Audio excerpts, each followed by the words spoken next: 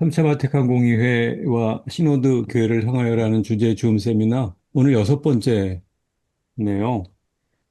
우리 박현준 선생님께서 준비한 2차 바티칸 공의회 이후 세계의 변화와 가톨릭 교회의 사회적 책임이라는 어, 글을 가지고 여섯 번째 시간을 진행하도록 하겠습니다. 저는 이찬수이고요.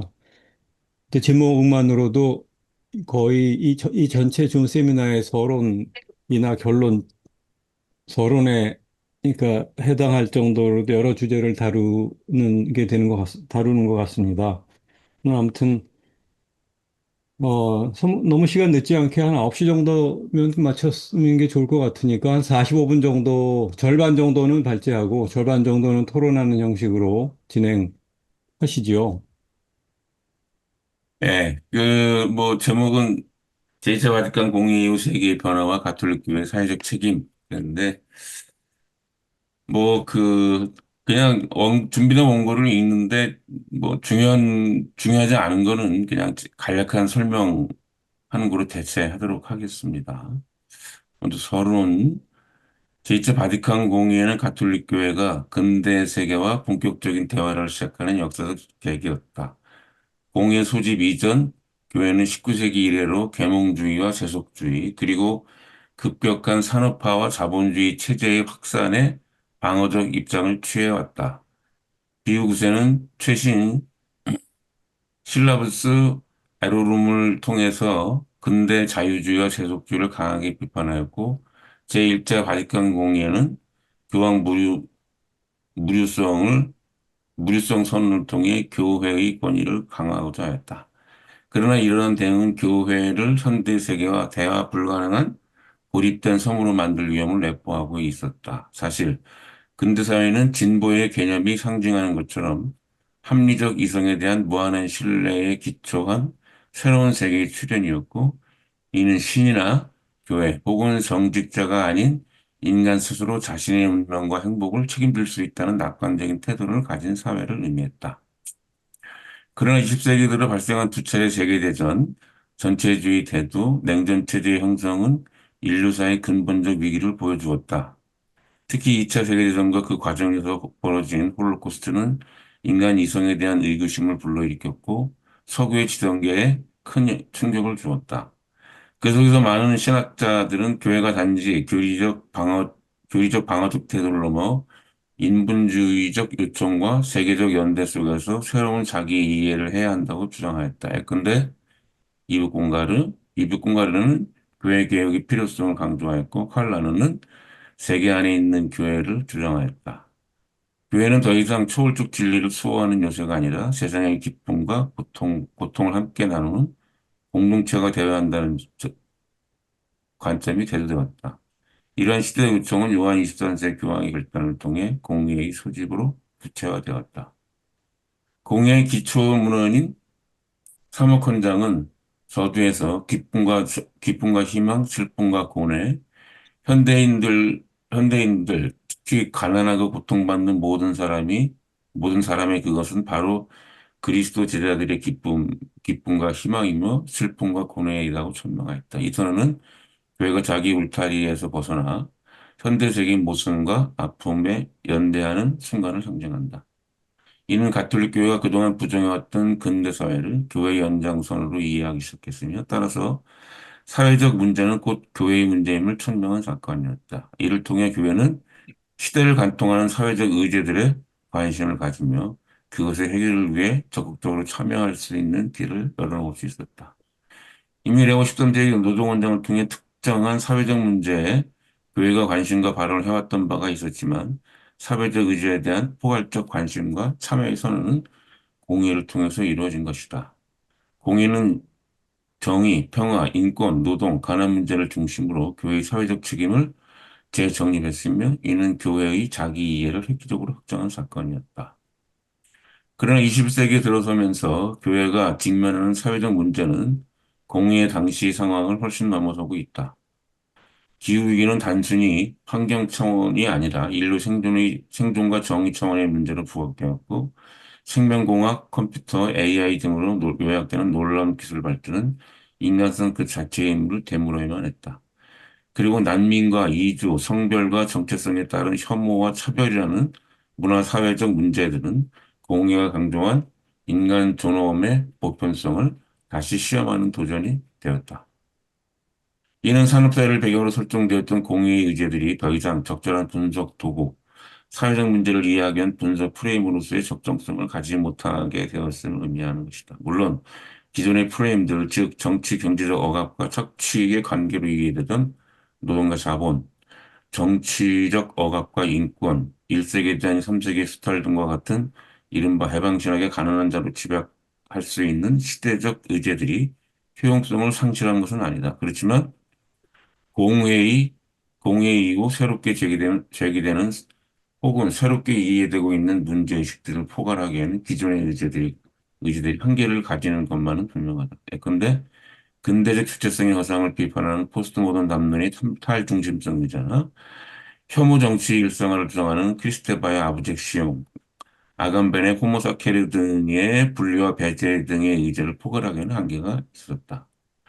이런 문제의식에 따라 본 연구는 제2차 바티칸 공의의 이후 변화된 사회 변화에 따라 제기되고 있는 새로운 의제들을 검토하고 그것들이 가지는 신학적 의미를 분석하는 한편 그것들에 대한 교회의 사목적 실천의 필요성을 제시하고자 한다. 이들 중에 먼저 제2차 바티칸 공의의 의제들이 당대의 사회적 환경과 어떻게 조응했는지 검토하고 이후 사회 변화에 따른 새로운 의제를 제시하고자 한다.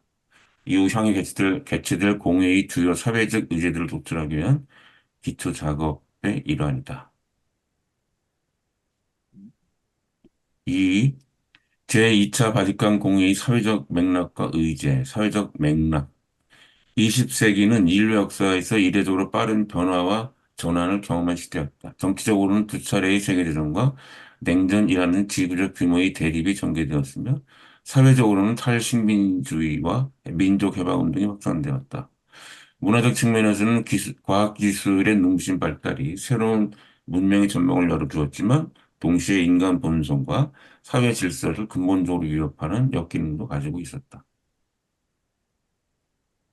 이러한 시대적 격변은 가톨릭 교회도 심대한 영향을 미쳤다. 전통적으로 교회는 신앙적 보편성과 불변성을 강조함으로써 급격히 변화하는 사상적 흐름에 대해 신중하거나 방어적 태도를 취해왔다. 그러나 20세기의 구조적 변화 앞에서 교회는 더 이상 세계와 분리된 종교 공태로 존재할 수 없었으며 교회의 자기 이해와 세계에 대한 태도를 근본적으로 재정립할 필요성이 요구되었다. 바로 이러한 요청 속에서 제2차 바티칸 공회는 소집되었고 교회는 새로운 역사적 정황에 응답하고자 다양한 개혁적 노력을 경주했다. 급변하는 사회적 변화와 함께 이를 해명, 비판하고자 하는 사상적 담론의 변화도 큰 영향을 미쳤다. 근대 이후 인간 중심적 인식론의 발전은 20세기에 이르러 극대화되었고, 특히 두 차례의 세계대전은 전통적 권위와 질서에 대한 회의를 불러일으켰다. 개인의 삶과 실존적 경험에 대한 새로운 인식을 태동시켰다. 하이데거와 야스퍼스, 사르트르, 까미 등으로 대표되는 실존 철학은 인간 삶의 부조리와 자유, 그리고 개인적 선택의 책임성을 강조하였다. 이런 사상적 흐름은 곧 정치 영역에서 민주주의, 인권, 자유권 확대의 담론으로 이어졌다. 과학기술의 발전과 이로 인한 사회적 변화도 가톨릭 교회에 영향을 미쳤다. 20세기는 과학기술의 황금기였다. 원자력, 우주 탐사, 정보통신의 발전은 이전 세대가 상상할 수 없는 가능성을 열었다. 그러나 한편으로 핵무기 등장과 환경 파괴, 인간성 상실에 대한 우려 또한 커졌다. 근대성이 약속했던 끝없는 진보에 대한 낙관은 20세기에 도구적 합리성의 위험이라는 자각으로 전환되었다. 사회 정의, 해방, 제3세기 부상에 따른 사회적 변화도 큰 영향을 끼쳤다. 20세기 중반 이후 식민지 종속 구조의 해체와 신생 독립국의 등장은 국제 질서 속에서 새로운 흐름으로 형성했다. 구조적 불평등과 억압, 인종차별 문제는 단순 개인의 도덕적 문제가 아니라 제도 차원의 정의 혹은 해방운동으로 발전했다. 마르크스주의와 사회주의는 제3세기 민중들에게 기존 사회 체제에 대한 강한 비판적 관점을 제공하였고, 이는 종교 영역에서도 해방신학의 토대를 제공했다. 마지막 세속화의 문제를 빼놓을 수 없다. 20세기는 또한 종교적 권위 급격한 쇠퇴와 세속화의 진전이 특징이었다. 과학 합리주의와 다양한 철학적 비판은 종교 전반을 비이성적 잔재로 치부하기도 했다. 다원주의 사회 구조 속에서 종교는 독점적 지위를 유지할 수 없었으며 신앙 공동체는 새로운 정체성과 역할을 모색해야 했다. 이러한 사회적 배경으로 격제된 공예가 가지고 있는 그때 당시의 사회적 의지들은 제2차 바티칸 공은 이와 같이 냉전 체제의 민족 해방, 과학 기술의 발전의 위협, 주체성의 재발견과 해방이라는 사회 문화적 맥락 속에 탄생하였다. 따라서 공의회가 다루게 된 사회적 의제 또한 이와 매우 밀접한 관계를 설정될 수밖에 없었다. 이는 급변하는 사회의 구조적 질서와 이에 대한 비판 담론이 결합된 배경하에서 사회적 의제들이 설정되었음을 의미한다. 이러한 의제들은 인간 존엄성과 인간의 인권의 문제, 사회 정의와 평화의 촉구, 과학기술에 대한 신학적 성찰, 종교적 다양성에 대한 성찰과 대화 등으로 집약할 수 있다. 공의는 사목헌정과 종교자유에 관한 선언 등을 통해 인간의 존엄성을 천명하고 인간은 하느님의 형상대로 창조되었으며 따라서 누구도 그 양심과 신앙의 자유를 침해받을 수 없음을 선언하였다. 이는 당시 주요 사회적 의제인 인권 담론과 실존 철학의 인간 이해에 대한 교회의 응답이라고 생각할 수 있다. 모든 인간은 하느님으로부터 부여받은 인권과 주체성을 가지며 누구도 이를 침해할 수 없음을 강조한 것이다. 이러한 인간 이해는 자연스럽게 사회 정의와 평화에 대한 요구로 나아갔다. 또한 사목헌장은 가난, 불평등, 전쟁에 대한 강력한 문제의식을 드러냈다. 특히 가난과 불평등, 수탈적 경제관계 등에 대한 비판은 자본주의 비판에 대한 막시즘의 영향으로부터 자유로울 수 없었으며 라틴 아메리카를 비롯한 제3세계 민중들이 처해있던 수탈적 정치 경제 구조에 대한 응답이었다. 사무권장은 또한 세계평화구축을 교회의 과제로 정의하고 있는데 이는 냉전 상황을 배경으로 하고 있다. 평화구축을 인류 공동체의 과제로 규정함으로써 교회는 이 과제로부터 예외할 수 없음을 선포한 것이다. 사실 이러한 의제들은 19세기 이래 이어져 온 가톨릭 사회교리 전통에 뿌리를 두고 있다. 레오 13세 교황이 회칙 노동헌장은 가난한 노동자들의 권리를 보호하고 사회 정의를 강조한 바 있다. 비록 11세의 40주년은 자본주의와 사회주의 양극단을 모두 비판하며 사회적 연대와 보도성의 원리를 천명한 바 있다.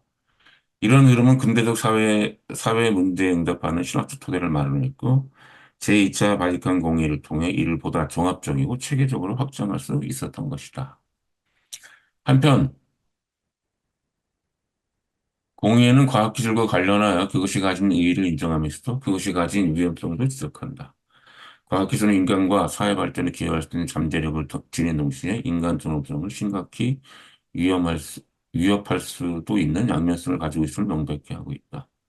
교회는 윤리적 책임과 공동성을 중심으로 과학 활동을 평가하고자 했으며 이를 통해 현대 문명과의 대화를 시도하였다. 공예는 또한 종교 다원성과 타 종교에 대한 새로운 태도를 역설했는데 비그리스도교인에 관한 선언은 이를 반영하고 있다. 타종교 전통 안에서도 진리의 빛이 비칠 수 있음을 인정함으로써 교회는 배타적 태도에서 대화와 협력의 방향으로 나아가고자 한 것이다.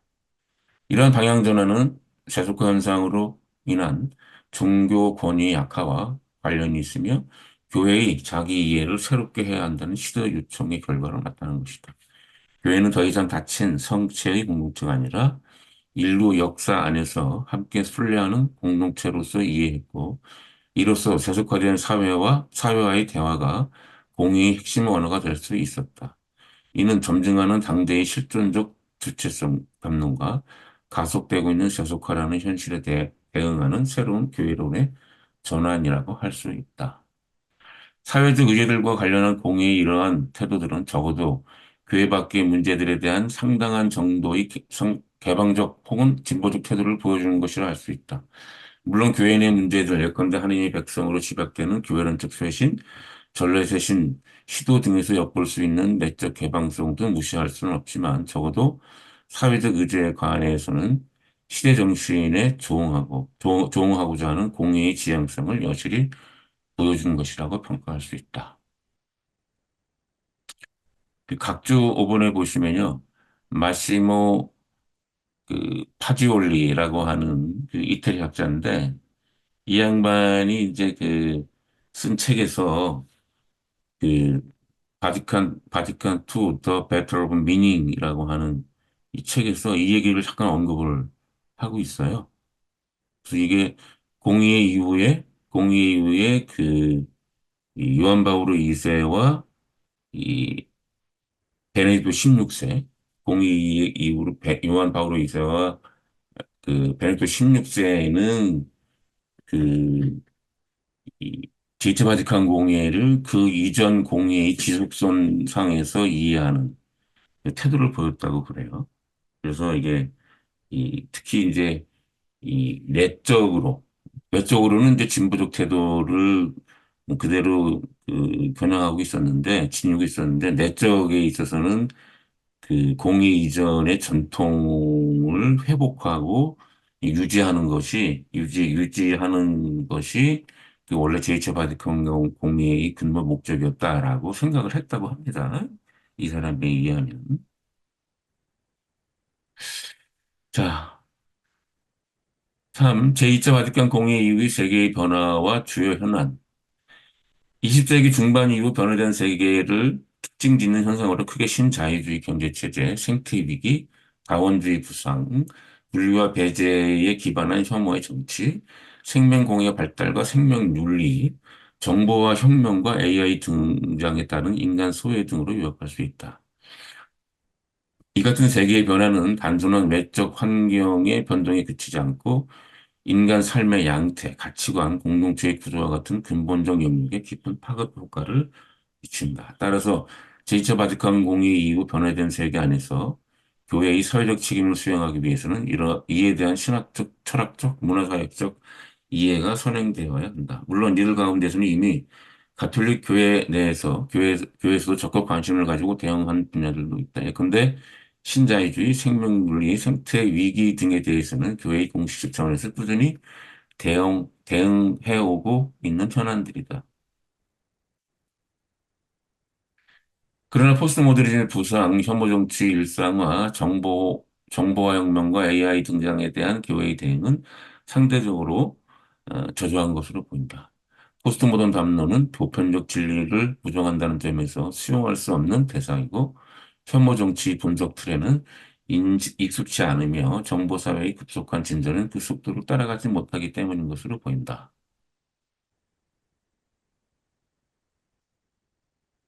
구체적으로 살펴보면 식민주의 경제치료와 신식민주의 를 잠깐 살펴보자. 신식민주의, 그러니까 신자유주의와 그거로 인해 발생하는 신식민주의 상황에 대해서 살펴보겠습니다. 20세기 말부터 세계 경제 질서를 지배해온 신자유주의 체제는 시장의 자율성과 효율성을 강조하면서 사회 전반에 심대한 영향을 미쳐왔다. 그러나 이러한 질서는 불평등의 심화, 공공성의 약화, 그리고 사회적 연대의 해체라는 부작용을 동시에 낳았다. 피케티에 따르면 신자유주의적 세계화와 금융화가 초래한 불평등은 자본 수익률이 경제 성장률을 초과하는 구조적 불균형으로 더욱 심화되고 있다고 한다. 이는 신자유주의가 자본의 흐름을 통해 창출하는 가치가 노동을 통해 창출하는 가치를 훨씬 상회한다는 것을 의미한다. 즉, 노동을 통한 실물적 가치 창출의 속도가 가상현실을 통한 가치 창출의 속도를 따라가지 못하는 현실을 말하며 이는 부의 창출 방식이 근본적으로 전환되었음을 의미한다. 이러한 변화는 자본에 접근할 수 있는 사람과 그렇지 못한 사람들 간의 빈부격차를 심화하는 결과를 초래한다. 더욱이 자유로운 자본의 이동과는 극명하게 대조되는 노동 이동의 엄격한 제한은 노동을 더욱 위축시키며 나아가 자본에 대한 노동의 저항을 무력화시킨다. 이런 신자유주의 체제는 1세기에 의한 3세기의 식민화를 세련 형태로 전환하고 있으며 저개발 국가에 대한 새로운 형태의 수탈 구조를 구축하고 있다. 신식민주의 형태를 얘기하는 것이죠. 미적인 차원에서 신자유주의는 노동 간의 무한 경쟁을 촉진함으로써 인간의 기본 생존권을 위험하고 극단적 효율성을 강조함으로써 자율적이고 인격적 존재로서의 인간이기보다는 생산 부품의 지위, 즉 물적 존재의 전락을 경험하게 한다. 나가 이러한 압력은 개인 간의 관계를 도구적 거래 관계로 환원함으로써 공동체적 연대를 파괴한다. 신자유주의가 초래하는 이런 부작용들은 하느님의 본성을 분유하고 있는 존재로서 인간이라는 그리스도교의 인간론에 정면 배치되는 것이다. 따라서 신자유주의는 신앙적 관점에서 볼 때 구조적 악이며 신의 존재를 부정하는 행위가 아닐 수 없다. 근데 이번 상태위기는 뭐 제가 따시 얘기 안 해도 뭐 다 아는 내용이라 그냥 넘어가겠습니다. 그다음 포스트 모더니즘의 부상인데 포스트 모더니즘은 근대적 보편성과 이성 중심에 대한 비판으로 정의된다. 르오타르는 근대 사회학, 철학, 신학을 지탱해온 거대 담론의 종언을 선포하며 다양한 담론이 평등하게 공존해야 한다고 주장했다. 미셸 푸코는 지식과 권력의 관계를 분석하며 제도적 담론 속에 감추어진 억압 구조를 해체하려 했다. 자크 데리다의 해체 역시 중심과 주변, 정상과 비정상 둘의 폭력성을 폭로하였다. 요약하자면 포스트 모더니즘은 절대적 단일 진리 담론의 해체와 차이, 다원성, 타자의 회복을 지향한다. 그런데 주목해야 할 것은 이러한 포스트 모던 담론의 양면성을, 뭐, 포스트 모던 담론은 양면성을 가진다는 점이다. 보편적 진리의 해체를 주장하고 근대성이 가지는 억압적 혹은 제국주의적 성격을 강하게 비판함으로써 주변에 대한 것들의 가치에 대한 옹호와 그것들의 정체성 회복에 큰 동기를 부여하지만 한편으로는 중심을 해체함으로써 모든 것이 옳다는 식의 상대주의에 빠질 수 있기 때문이다. 따라서 이러한 태도는 윤리적 기준의 해체를 가져올 수 있으면 극단적 개인주의로 전화될 가능성을 가진다.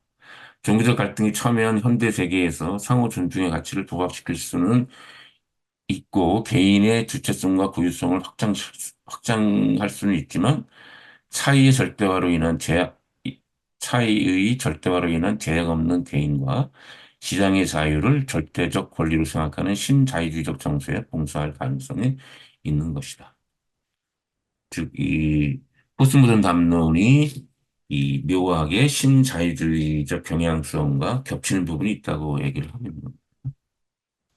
예컨대 20세기 교회의 신앙적 감수성을 광범위하게 변화시켰던 가난한 자를 위한 우선적 선택은 포스트 모던적 정서로 인해 개인적 선택의 문제로 축소되거나 부유한 자의 자비로운 자선 행위를 더욱 장려하는 결과를 가져올 수 있다는 것이다. 억압과 피해억압의 전통적 구도가 함축하고 있는 가치로서의 정의는 차이 존중이라는 가치로 대체되고 타자로서의 모두를 존중하고 자유를 부여하는 것이 시대적 요구임을 주장하는 것이 포스트 모던 담론이기 때문이다. 포스트 모던 담론이 가진 이러한 양가성은 교회로 하여금 진지한 식별을 요구한다. 잊혀진 자의 정체성 회복과 복귀의 담론으로 작동할 수도 있고 중심의 해체로 인한 혼란을 야기할 수도 있기 때문이다. 따라서 교회는 이 담론이 가지는 부정적 측면을 선언적으로만 부정할 것이 아니라 긍정적 측면에 대한 적극적 검, 적극적으로 검토할 필요가 있다. 배제와 혐오. 21세기 세계는 국가 간 장벽이 소멸해지고 지구촌으로 불린 시대로 들어섰지만 오히려 배제와 혐오의 양상은 더욱 다양하게 나타나고 있다. 이주민과 난민, 성소수자, 특정 종교나 인종 집단은 정치, 경제적 위기 상황에서 종종 위협적인 타자로 낙인찍힌다. 배제와 혐오는 단순한 개인적 차별 감정에 국한되지 않고 법과 제도, 언론, 정치 구조 안에 깊이 내재하게 된다. 오늘날 유럽과 북미에서는 무슬림 난민과 이주민 문제로 이러한 사회적 긴장의 상징적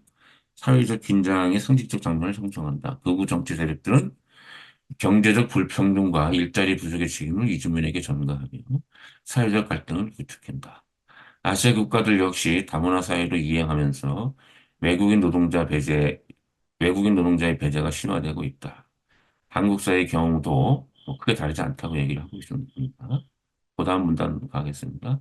현대적 혐오의 바탕에는 다원화, 신자유주의, 신개인주의, 그리고 자본주의와 과학적 세계관에 근거한 물질주의 등의 사조가 자리 잡고 있다.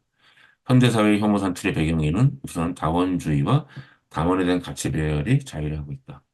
현대사회에서는 절대적 가치 혹은 모두가 공유하는 가치가 부재합니다. 다문화 사회에 살고 있는 현대인들은 다원적 가치 혹은 여러 낯선 대상들과의 어설픈 공존으로 인해 불안과 혼란에 시달린다. 다문화 속에서는 당연한 문화가 사라지며 정상성을 규정했던 남성, 민족, 이성의 자존과 같은 주체가 헤게모니를 잇는다. 이처럼 매일매일 자기 정체성과 가치 판단의 혼란 속에서 자신이 완전히 다른 존재로 변화할 수 있음을 경험하게 된 자아가 취하는 방어 태세가 바로 타자 혐오이다. 자신을 보호하기 위해 다르거나 낯선 대상들에 대해 경계하고 거부하고 장벽을 세움으로써 그들과 동화되거나 섞이지 않으려고 했습니다. 그리고 더 나아가 그들을 적으로 규정한다. 조르주 아금벤의 이 호모사케르와 줄리아 크리스테바의 아브젝시온 개념은 이런 사회적 현상을 설명하는 절, 적절한, 못하는, 절절한이 아니고 적절한 도구를 제공한다. 호모사케르는 법적 질서 속에서 인간이 권리를 상실한 상태로 존재할 수 있음을 설명한다. 난민과 무국적자들은 현대의 호모사케르로서 제도와 국가의 경계 안에서 보호받지 못하고 생존만을 허락받은 벌거벗은 생명의 조건에 놓여진다. 또한 아브젝시온 개념은 사회가 불결하다고 규정하여 배제하는 존재의 심리적 문화적 메커니즘을 드러낸다. 이는 성소수자나 인종적 소수자에 대한 사회적 배제 현상을 신학적으로 조명하는 데 중요한 틀을 제공하고 있다. 배제와 혐오의 정동은 비단 특정 사회나 지역에서 나타나는 일시적인 상황이 아니다. 오늘날 강풍처럼 일어나고 있는 정치적 극우주의나 종교적 근본주의가 보여주듯이 특정 집단을 악마화하고 그들의 존재를 부정하려는 움직임 근저에는 혐오의 정동이 자리 잡고 있다. 따라서 이러한 현상은 교회의 관심과 해결 노력을 필요로 하는 사회적 의제가 아닐 수 없다.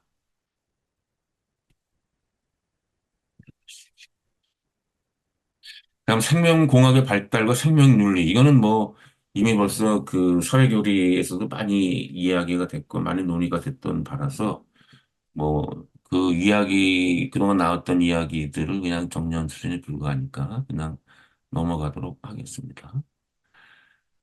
그 다음에 정보화 혁명과 AI를 살펴보겠습니다.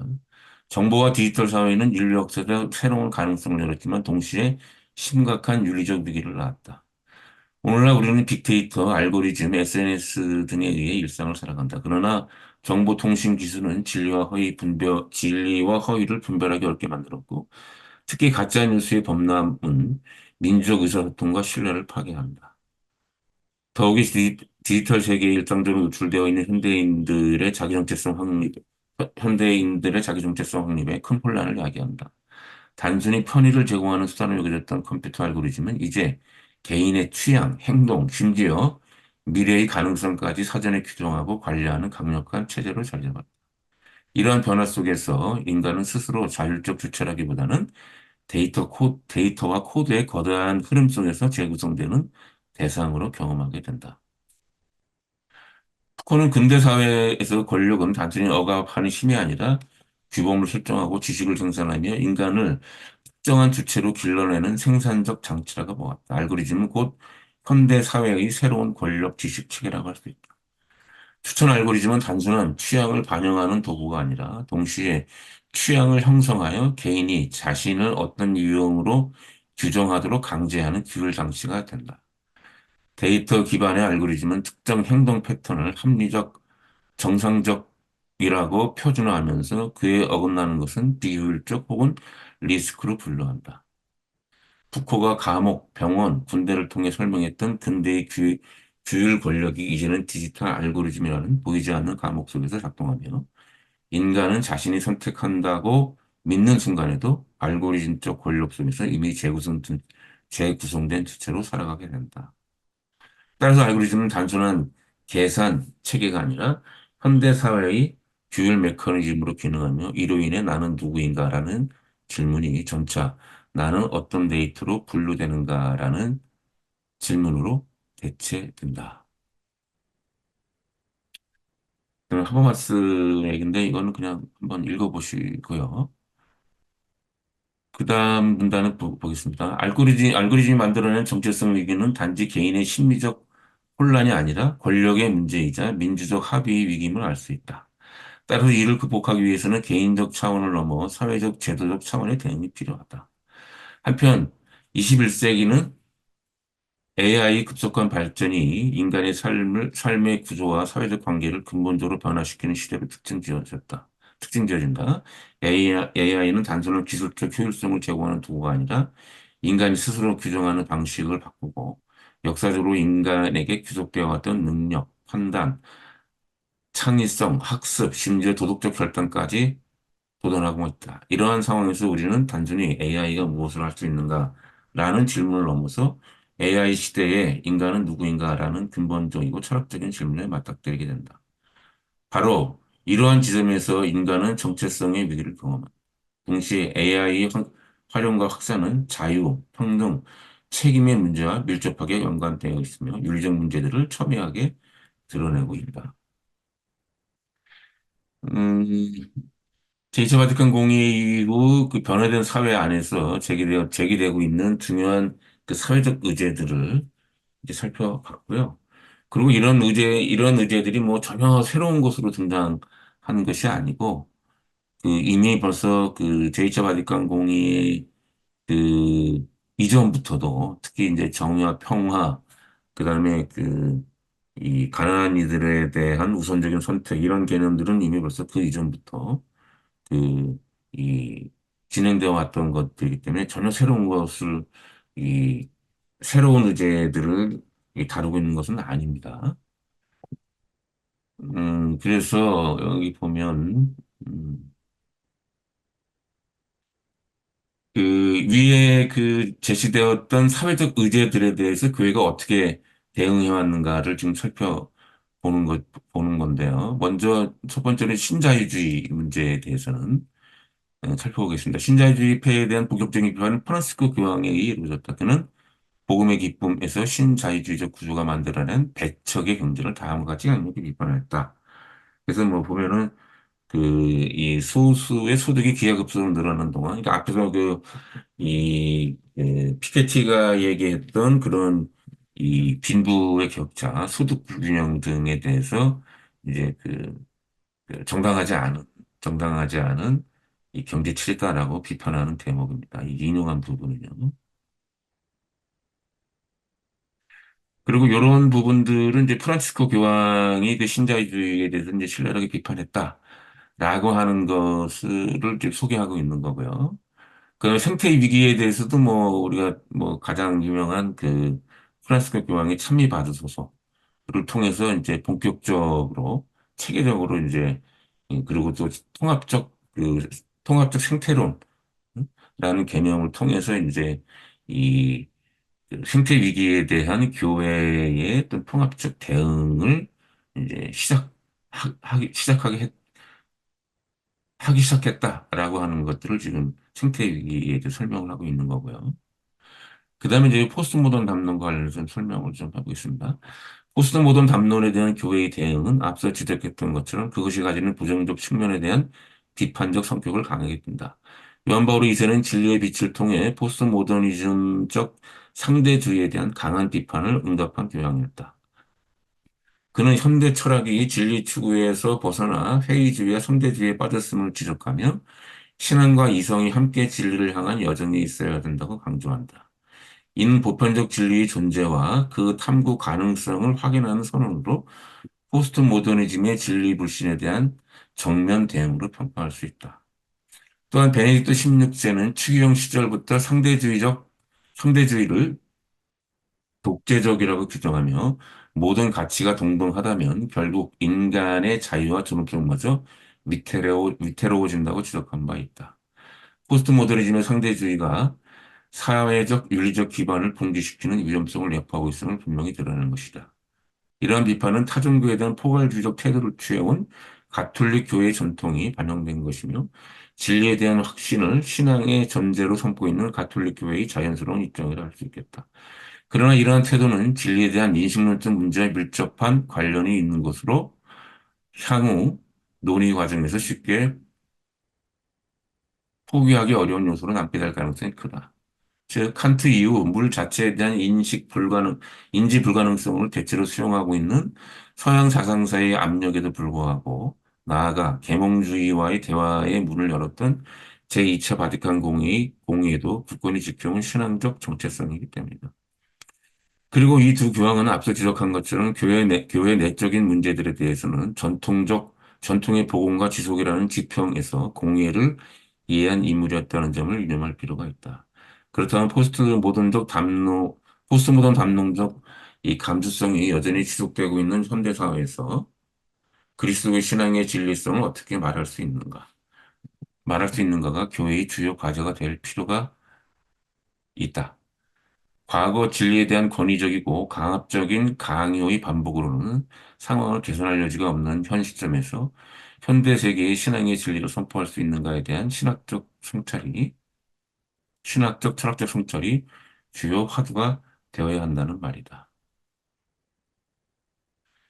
다음 대조와 혐오 문제에 대한 교회의 대응은 방법론적으로 현대 철학의 체계적 비판에 입각한 것은 아니지만 인격주의적 공동체주의와 가난한 자를 위한 우선적 선택이라는 범주 안에서 포괄적으로 이루어졌다. 이미 가톨릭 교회는 이주와 난민 문제를 사회 교리적 차원에서 다루어왔고, 최근 프란시스코 교황의 모든 형제들을 통해 이주민 사목 지침을 발표한 바도 있다. 배제와 혐오에 대한 이러한 대응은 보편적인 인간의 존엄성에 기초한 것으로 아버지의 규정이나 호모사피라 등과 같은 현대의 혐오 혹은 정체성 정치에 대한 체계적 분석에 기초한 것은 아니다.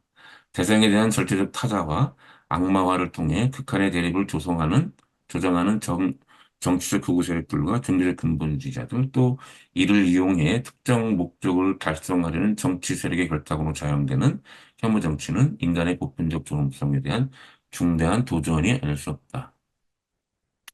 이른바 세계적 보수화 현상에 근저에 이르고 있는 혐오 정동에 대한 문제의식은 현대 세계를 살아가고 있는 교회의 커다란 도전임에 틀림이 없다. 그러면 이제 생명윤리에 대해서는 뭐 이미 벌써 이 사회윤리적으로 많이 이 대응한 바들이 있기 때문에 대응하기로 따로 제가 뭐 따로 여기서 설명을 하지 않고 넘어가도록 하겠습니다.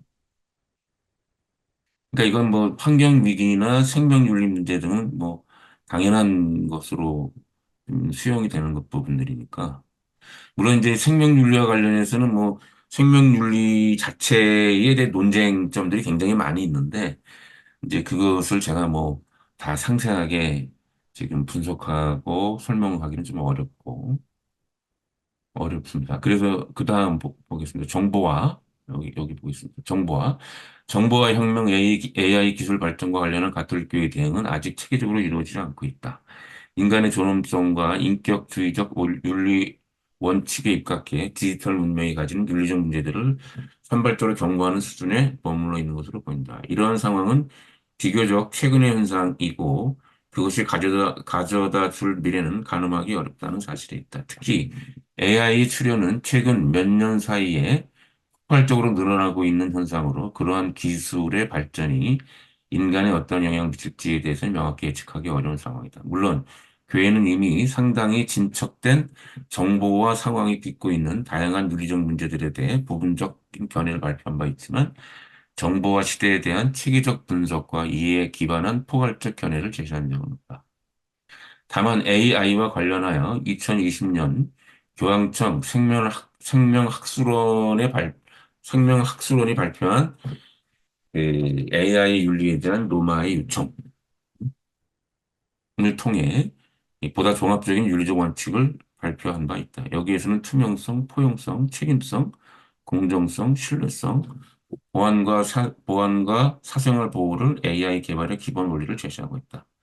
이 가운데 책임성, 공정성은 AI 개발 주체의 윤리적 태도를 요구하는 원칙이고, 포용성은 AI 기술적 혜택이 모든 사람에게 되돌아가야 한다는 평등성의 원칙을 함축하고 있다. 개발자의 편견이 개입될 경우 AI는 왜곡된 결정과 정보를 제공할 수 있으며 따라서 윤리적 책임으로부터 자유로울 수 없다는 점과 디지털 격차에 따른 불평등한 혜택을 불식시킬 필요가 있음을 설명하고 있는 것이다. 그다음에 이제 파울 베난티 신부님인데 이분은 프란시스코 교황의 AI 담당, AI 윤리 담당 고문이라고 그래요. 그리고 이제 원래 AI의 이 권위적인 연구자이기도 하고요. 그래서 파울로 베난티는 AI를 테크노 휴머니즘의 도전으로 규정하며 인간 존엄의 재발견을 강조하고 그는 AI가 인간 능력을 흉내낼 수는 있어도 윤리적 책임과 타자에 대한 연대와 같은 본질적 차원을 대체할 수 없다고 지적했다. 따라서 AI 시대에는 알고리즘의 설명 가능성과 투명성, 인간 존엄을 최우선하는 설계, 민주적 통제를 통한 윤리적 관리가 필수적이라고 역설하고 있다. AI 시대의 교회 사명은 두 가지 차원에서 요약할 수 있다. 첫째, 인간의 존엄성을 훼손할 수 있는 이 기술 개발에 대한 이 비판적 성찰을 지속적으로 제시해야 한다. 노동, 노동 구조의 변화와 불평등 심화 상황 속에서 가장 취약한 이들의 권리를 지키는 사회적 역할을 수행해야 한다. 이는 사회적 교리의 핵심적 원리인 가난한 이들을 위한 우선 선택과 연결된다. 정보혁명과 AI 발전에 대한 교회의 이러한 대응은 아직 원칙 수준에 머물러 있는 것이 아니다. 정보화 시대에 살고 있는 현대인들이 정체성 확립을 위한 대안의 마련이나 AI 시대에 맞닥뜨리게 될 인간성 자체에 대한 깊은 성찰 등은 여전히 과제로 남아있는 것이다. 새로운 공의의 이전이라도 이러한 현안에 대한 교회적 차원의 성찰과 연구, 대안, 제시가 필요한 시점이라고 생각합니다. 결론 및 재원. 역사를 살아가는 가톨릭 교회는 자신의 종교적 신념을 문화적, 사회적 매개를 통해 실현하고자 한다. 신앙의 외적 표현은 언제나 문화적, 사회적 매개를 통해 이루어지며 이를 떠나서는 신앙의 표현은 불가능하다. 특히 그것이 사회적 차원을 가지는 것이라면 더욱 그렇다. 따라서 그리스도교 신앙의 외적 표현이 효과를 거두려면 사회와의 끊임없는 소통을 필요로 한다. 즉 시대의 징표에 대한 면밀한 식별을 필요로 한다는 말이다. 이런 맥락에서 필자는 제2차 바티칸 공의회 이후부터 오늘에 이르는 시대의 징표를 읽고자 했고, 이를 위해 제2차 바티칸 공의회의 시대적 맥락과 주요 사회적 의제들의 관련성을 분석하는 한편, 교회 공의회 이후 대두된 사회적 의제들을 교회의 사회적 책임이라는 관점에서 평가하였다. 이런 의제들 가운데에는 제2차 바티칸 공회의가 설정한 의제의 연장선 위에 있는 것들도 있고 21세기 들어 새롭게 부각된 의제들도 포함되어 있다. 그러나 이러한 분류와는 상관없이 모든 의제들은 가톨릭 교회의 인격주의적 공동체주의의 범주 안에서 식별할 수 있는 것입니다. 그러면서 주목해야 할 것은 새로운 식별의 프레임이 필요하다는 점이다. 제2차 바티칸 공회는 근대성의 프레임 안에서 사회적 문제들을 보았다면 21세기 교회의 식별은 그것과는 다른 방식을 택할 필요가 있다고 보기 때문이다. 예컨대 정치 경제적 모순에 기초한 제2차 바티칸 공회의 억압과 피어갑의 분석 구도는 이후 등장한 배제된 자들의 정체성 회복이라는 의제를 이해하는 데 한계를 가진다. 이는 기존의 가난한 자의 개념을 확대 변형해야 할 것을 요구하는 대목이다. 공의 이후 새롭게 제시된 아버젝시움이나 호모사케르의 개념은 정치 경제적 소외를 넘어 문화적, 성적, 종족적 소외를 아우르는 한편 혐오의 정동을 표기하는 장치로 이해될 수 있기 때문이다. 물론 이러한 개념만이 현대적 모습을 설명할 수 있는 장치라고 말할 수는 없다. 보다 더 적절한 오늘의 사회적 모순을 집약적으로 아우를 수 있는 설명적 개념이 있다면 적극 차용할 필요가 있다. 그럴 때보다 선명한 이해와 식별이 가능해지리라 믿는다. 마지막으로 제안하고 싶은 것은 그동안 다루었던 각각의 의제들에 대한 별도의 연구가 필요하다는 점이다. 그것들은 자체로 독자적 성찰을 요구하는 광범위하고 전문적인 것이라는 점에서 그렇다. 소논문의 수준에서는 이를 충분히 반영하기도 어렵거니와 개인 연구자의 능력을 벗어나는 어려운 과제이기에 각 의제들에 대한 별도의 전문적 성찰이 필요할 듯하다. 네, 시간이 조금 오버됐네요. 네, 이상입니다. 감사합니다.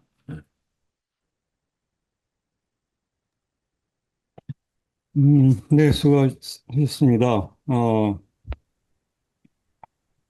제가 이게 읽기 능력이 많이 떨어졌네요. 왜 이렇게 버벅거리지? 이상하네. 눈이 안 좋아진 거 아니에요? 아니, 모르겠습니다. 언어 능력이 많이 떨어지는 것 같아요. 네. 네, 수고하셨고요. 덕분에 정체적인 정리 잘 할 수 있었습니다. 제목이 2차 바티칸 공회 이후 세계의 변화와 교회의 사회적 책임 이렇게 돼 있는데 조금 이제 들은 내용 다시 좀 보니까 이제 교회의 사회적 책임보다는 아무튼 세계의 변화와 교회의 관계 그리고 교회의 대응과 그에 대한 답변 그리고 그 답변의 한계 뭐 이런 내용들을 쭉 하셨는데요. 뭐 이런저런 저기 질문이나 코멘트 있으면 해주시면 되는데 그냥 큰 틀에서 그냥 쭉 그 보면 보고 난 저의 느낌은 그래서 교회 사회 변화에 대한 교회의 대응이 적절하지 않았다고 대체로 한계를 좀 얘기하시고 있잖아요. 지금 뭔가 교회 대응의 한계 같은 걸 얘기하고 계신 거 아닌가요? 그, 그래서 교회가 그럼 이것에 대해서 어떻게 대응해야 되는데 어떻게 대응을 해야 된다는 건지가 조금 불분명하고 대응할 수 있기는 한가 하는 의구심도 좀 들기도 하고요. 이 대응의 한계를 극복할 수 있는 건가? 그런 아주 그 근본적인 의심이 아무튼 들기는 했어요.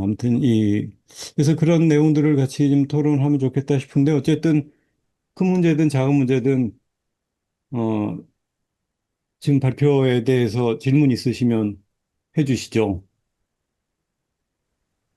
그러니까 지금 이찬수 선생님이 이게 지적하신 거가 이, 어, 그것에 대해서 뭐 간략하게 좀 답변을 하면, 제가 이제 이 교회의 대응에 한계가 있다라고 하는 것에 이제 이 초점을 맞췄다기보다는, 물론 이제 우리가 뭐 아간벤이라든가 이 크리스테바의 개념들 같은 거를 언급했습니다만, 이제 그걸 제가 이 글에서는 이제 본격적으로 좀 발전을 시키지는 못한 상태로 지금 발표가 됐는데, 그러니까 이제 기존의 그 근대주의적 프레임 안에서, 그러니까 가톨릭 사회 교리라고 하는 것이 또는 제2차 바티칸 공의회의 일종의 그 사회적 참여라고 하는 것이 그 당시에 이 설정된 그 의제들이고, 그 의제들은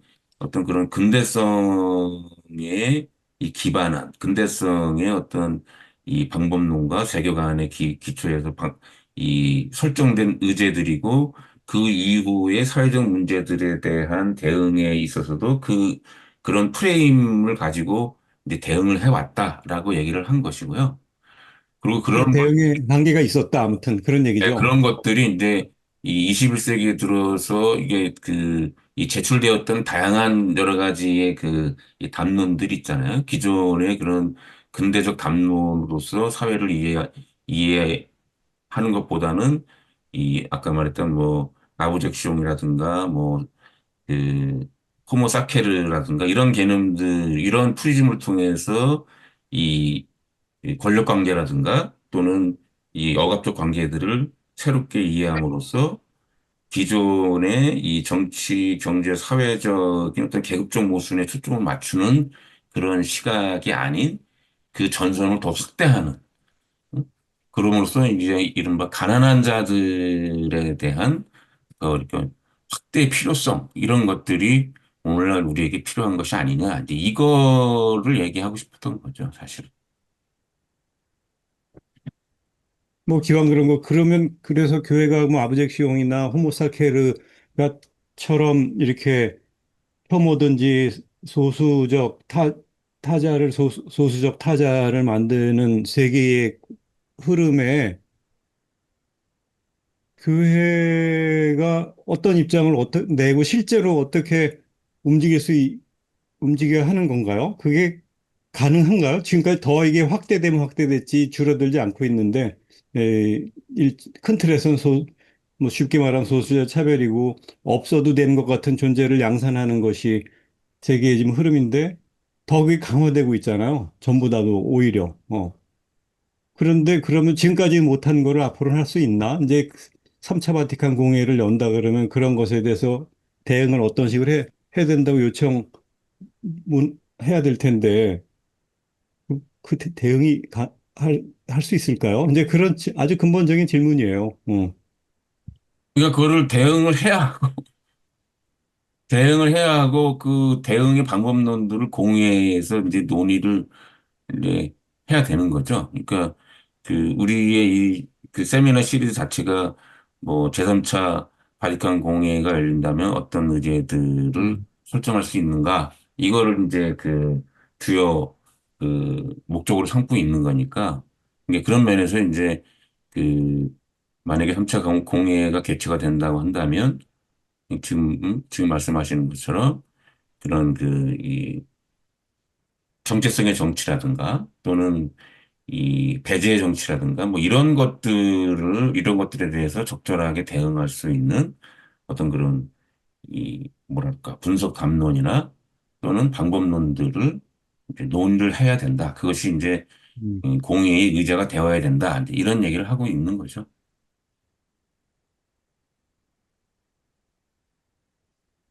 뭐 다른 선생님들 얘기해 주시면 좋겠는데 기왕 그런 거 그냥 제가 사실 그 뭐 시비를 거는 게 아니고 그 근원적인 회의의식이 많이 들어서 그러는데요. 그 여기 이제 글 중에 아까 뭐 저기 화면을 내리긴 했는데 가령 오늘날 생태계가 뭐죠? 그 기존 창조 질서의 가를 무너뜨리는 것보다라고 얘기를 이제 하는 구절이 있었는데 그러니까 기존 창조 질서를 회복해야 된다. 그래서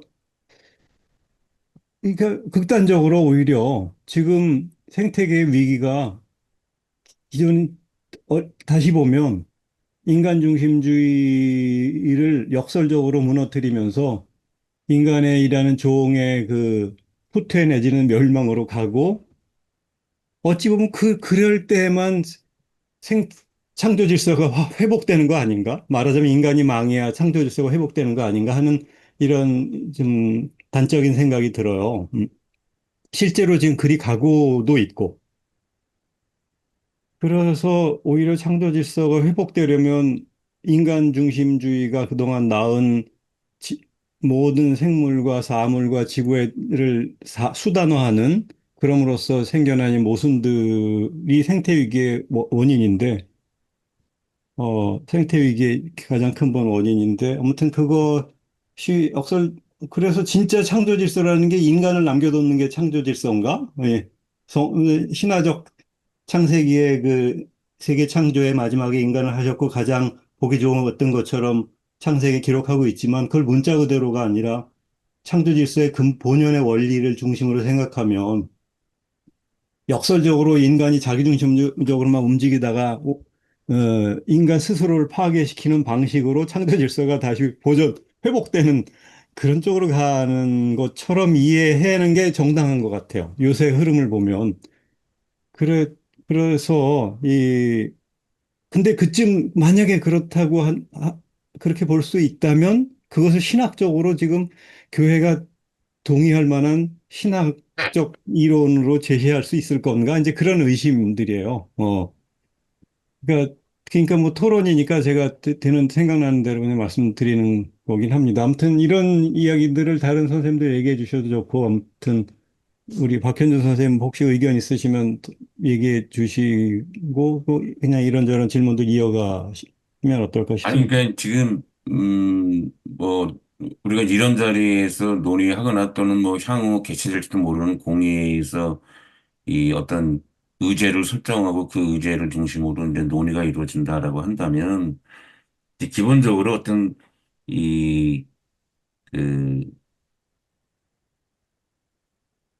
어쨌든 그런 문제가 있으면 그 문제를 해결해야 할 그 사회적 책임이 교회에 있다라고 하는 것을 이제 동의하는 거잖아요. 동의하는 것이고, 그리고 뭐 그것을 위해서 아주 이상주의적인 이 태도는 아니지만, 어쨌든 간에 이 어떤 희망을 가지고 어떤 그런 책임 실천에 참여를 해야 되는 거 아니에요? 뭐 그렇게 따지면 사실은 뭐 그런 그동안 해왔던 그 교회의 어떤 사회적 책임 운동이나 활동 같은 것들이 다 사실 의미가 없어져 버리지 않겠어요? 그러면? 그러니까 지금 그렇게 보면 지금 이찬수 박사님, 이찬수 선생님처럼 생각을 한다고 한다면, 물론 이제 과연 교회가 벌이고 있는 그 창조질서 보존 운동이라고 하는 것이 과연 효용성이 있는 거냐? 라고 하는 근본적 회의감은 사실은 들죠. 안 드는 건 아니죠. 들지만 그렇다고 그렇다고 해서 그거를 손 놓고 그냥 가만히 있어서는 안 되는 거 아닙니까? 그건 해야죠. 뭐라도 어쨌든. 지구가 내일 멸망하는데 어쨌든 멸망하지 않도록 발버둥을 쳐야 되는 거 아닌가? 뭐 이런 생각.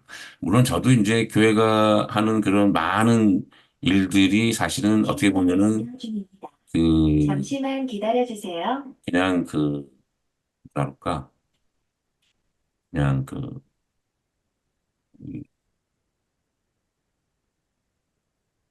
그러니까 그, 그냥 어떤 그런 구체적인 알맹이가 없는 그냥 말잔치로 끝나는 경우가 많다는 인상을 많이 받긴 하지만, 그럼에도 뭐, 우리가 이거 뭐 제이체 바티칸 공예, 그렇게 따지면 뭐 제이체 바티칸 공예도 아주 뭐 역사적으로 굉장히 화려하게 등장했고, 굉장히 많은 부분에서 영향을 많이 주었다고 생각하지만 사실은 그렇게, 응? 그렇게 크게 교회의 혁신적인 변화가 있었던 것은 아니거든요, 사실.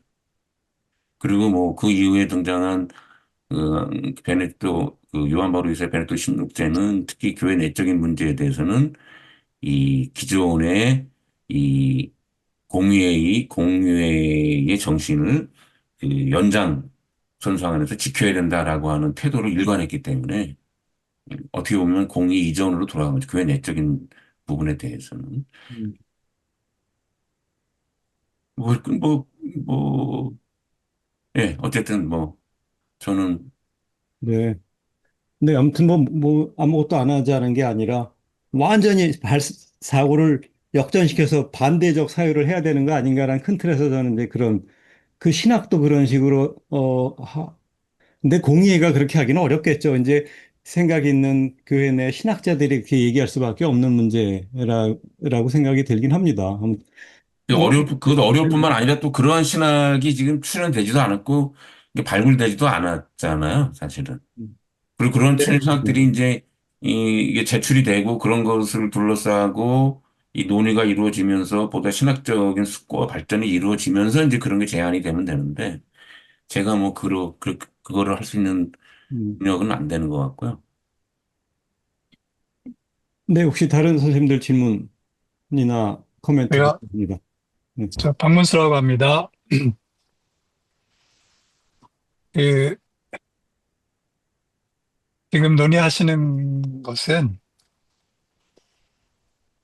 교회가 제가 이제 사회과학을 이제 같이 공부하다 보니까 사회과학자들이 그런 말을 해요.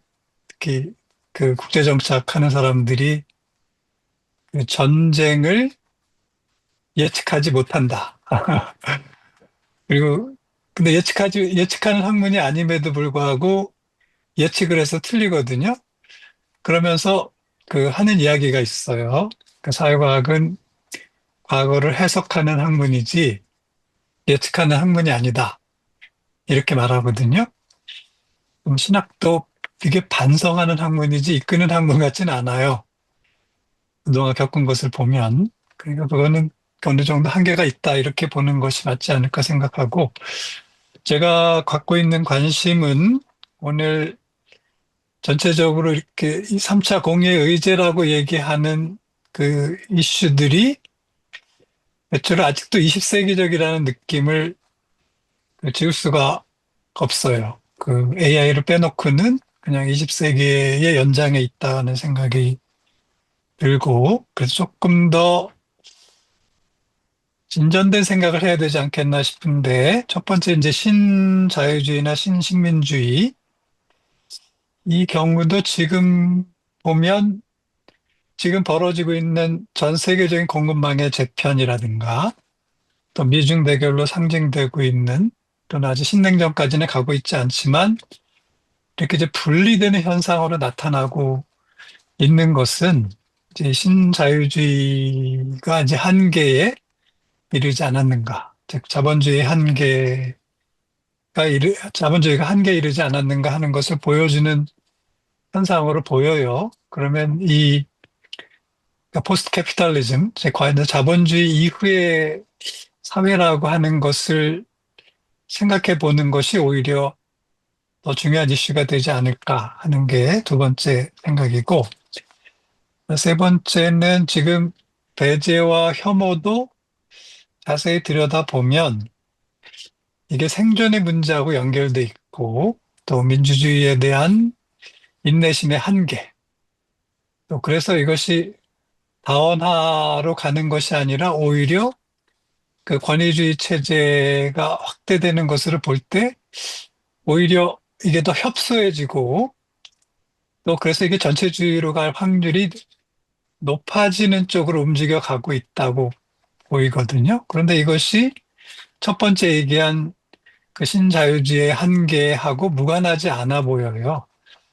그래서 이런 게 연결돼서 이해돼야 되지 않을까 하고, 이제 마지막으로 그 AI라고 하는 것이 그 굉장히 위협적인 것은 이제 맞는데, 그 지금까지 진전된 상황을 평가해 보건대 인터넷이 처음에 오픈 액세스, 그러니까 모든 사람에게 열려 있고, 유니버설 액세스, 그러니까 누구나 접근할 수 있는 것을 어떻게 보면 이제 큰 목표로 삼았는데, 결과적으로는 오픈되지 않았고, 그리고 유니버설 액세스도 되지 않았고, 그리고 그 결과로서 이 지구는 3분됐다. 세 개로 나눠졌는데, 하나는 이렇게 초정보 사회로 부를 수 있는 지구상, 우리나라를 포함하는 지구상의 3분의 1의 지역과 그 파장 안에 있는 중간의 3분의 1, 그 다음에 이 정보화나 AI하고 아무 상관없이 살아가는, 또 관심이 없어서가 아니라 관심이 있어도 접근할 수 없는 그 나머지 3분의 1로 세상이 분리됐고, AI는 특히 앞에 3분의 1을 더 강화하는 쪽으로 움직여 갈 거라는 생각이 들어요. 그걸 촉진할 거라고 생각이 되는데, 그렇게 되면 이게 그,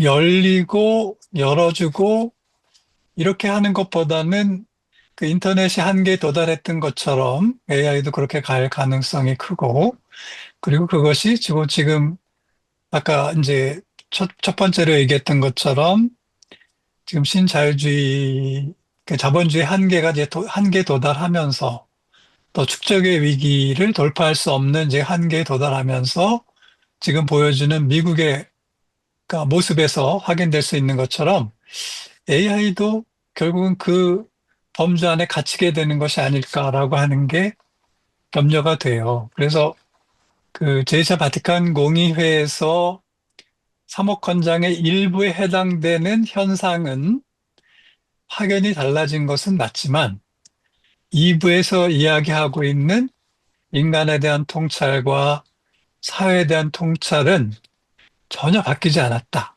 그리고 앞으로도 크게 바뀌지 않을 것 같다라고 하는 것이 제가 갖는 인상입니다. 그래서 지금 뭐 핵심을 말하자면 그래서 지금 열거하고 있는 이런 현상들 중에 많은 것들은 조금 더 다른 시각으로 또는 통합적인 시각으로 바라보면서 좀 문제를 좀 확대해서 봐야 되는 게 아닌가라고 하는 저의 의견을 말씀드려 봅니다. 질문이 아니고 코멘트이면서 질문이기도 합니다. 이상입니다. 네. 그, 지금 다른 분도 연결해서 얘기해 주시면 좋을 것 같은데요. 그 주제, 지금 우리 박현준 선생님 전체적인 주제가 그 제가 우리 박문수 소장님 얘기한 받은 인상처럼 2차 바티칸 공의회의 그 연장선에 있는 것 같은 그냥 그런 느낌이었거든요. 소재들이. 그래서 완전히 처음에 여기 그 글의 처음 도입 부분에 2차 바티칸 공의회가 나오게 된 배경과 완전히 다른 배경 속으로 들어갔다라고 이제 서문에 얘기하셨거든요. 근데 완전히 다른 배경에 어울리는 그 문제의식이나 대안이나 이런 게 좀 취약하게 느껴져서 이제 그런 것이 뭐 이 글이 앞으로 뭐 단행본으로 나올지 뭐 어떻게 될지 모르겠지만 좀 더 그 달라진 현대 문제에 어울리는 그런 글로 좀 더 보완되면 좋겠다는 생각이 아무튼 이렇게 들으면서 청자로서 독자로서 들었습니다. 뭐 박문수 우리 선생님 얘기한 거랑 비슷한 느낌이긴 했고요. 다른 분들 의견 어떠세요? 좀 제가 잠깐 좀 말씀 좀 드려도 되겠습니까? 네네. 예, 저 이종성이라고 그러고요. 네, 네, 안녕하세요. 박현준 교수님. 오랜만에 뵙습니다. 저는 이천수 선생님께서 얘기하시는 부분하고 이제 그런 부분도 동감을 하는데, 어, 지금 저는 학생이었고 이제 박현준 교수님 강의를 여러 번 듣기 때문에 이제 저는 교수님이라고 부르는데, 일단 박 교수님께서 얘기하셨던 부분들 어떤 시대적인 사항들은 저는 뭐 상당히 공감이 가고 있어요. 예.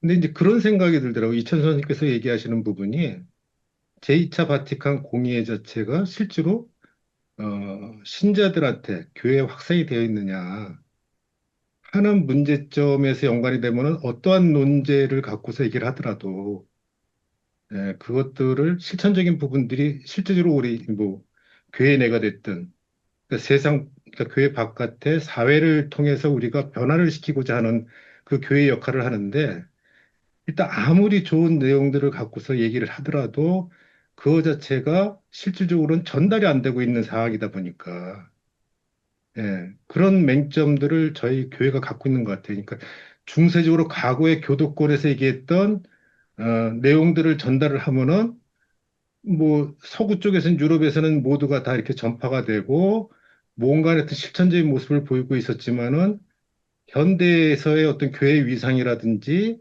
또 교회 다니고 있는 신자들 자체도 교회 따로 세상의 삶을 따로 갖고 있기 때문에 그런 차원에서 그것이 실천적으로 되려면은 결국은 교회 바깥에서 세상을 살고 있는 신자들한테 울림이 있어야 되는데 사실상은 제2차 바티칸 공의회에 있는 내용 자체도 전달이 안 되어 있고 예. 아니면은 또 뭐 저희 이제 제가 다니는 서강대학교에서는 이제 예수의 소속이다 보니까 이제 거기서 간간히 나오는 이제 불만은 실제로 사목을 하고 있는 사제들을 교육을 가르치고 있는데도 사실상 제2차 바티칸 공회 이전에 있는 그런 내용을 갖고서 지금 전달을 하고 있지 않느냐 그렇게 얘기를 하고 있다는 거거든요. 그러니까 무슨 얘기냐면 이제 좀 짧게 정리를 하면은 제가 드리고자 하는 말씀을 정리를 하고자 한다 그러면은 그 전달 자체 학습과 교육 자체가 안 돼 있는데 세상에 대한 어떤 사회의 어떤 변화든지 개혁을 추진할 수 있는 사람들은 결국은 이제는 과거의 중세와는 달리 현대 사회는 사회를 사회에서 세상의 삶을 살고 있는 신자들이 역할이 큰데 그런 내용 자체가 신자들한테 전달이 안 되고 있다. 아마 이런 부분이 지금 이제 그 얘기하시는 부분도 있는 것 같다는 생각이 들어요. 그 사회자분께서 얘기하시는 게. 지금 제가 커리큘럼 이거 봤더니만 그 전에 뭐 평신도 얘기도 있었고 앞으로도 이제 뭐 평신도 얘기도 좀 있을 텐데 실제로 뭐 제3차 바티칸 공의의 어떤 의제가 된다 그러면은 평신도들에 대해서 교회 가르침들을 어떻게 좀 제대로 뭐 효과적이든 효율적이든 전달을 해줄 것이냐. 최소한 전달할 수 있는 그런 노력을 하려고 하는 그런 부분들이 뭐 하나의 의제로서 좀 들어가야 되지 않을까 그런 생각이 듭니다. 뭐 하나 예를 든다 그러면은 뭐 오래된 얘기죠. 벌써 한 60년 전에 제2차 공의에 나와 있던 그 하느님의 백성이라는 자체를 신자들이 알고 있는 사람들이 여기 계신 분들은 다 안다고 생각할지 모르지만은 제가 만난 사람들은 대부분 몰라요. 그리고 또 신앙 감각이라고 얘기해서 이제 신호달리 탔을 때 다시 한번 재련이 되고 있는 내용이 있는데 그게 무슨 얘기인지 도저히 몰라요, 이게. 예. 그러니까 이렇게 뭔가 얘기하고 있는 자체가 전달이 안 되고 있는 상태인데 실질적으로 주체가 돼야 될 어떤 변화, 사회의 어떤 여러 가지 문제점의 현안에 대해서 뭔가 대응을 하고 변화를 주도할 사람들이 이제는 교회의 어떤 사목적인 역할을 하는 사제 역할들이 아니라 이제 그것들이 평신도 쪽으로 넘어가야 된다는 저는 그런 생각이 드는데 일단 뭐 학습과 교육이 전혀 안 돼 있으니까 그런 부분이 좀 주제로서 하나의 어떤 공의를 한다고 하면은 그게 좀 이렇게 떠올라야 되지 않을까 뭐 그런 생각이 좀 들었습니다. 음. 네, 이상입니다.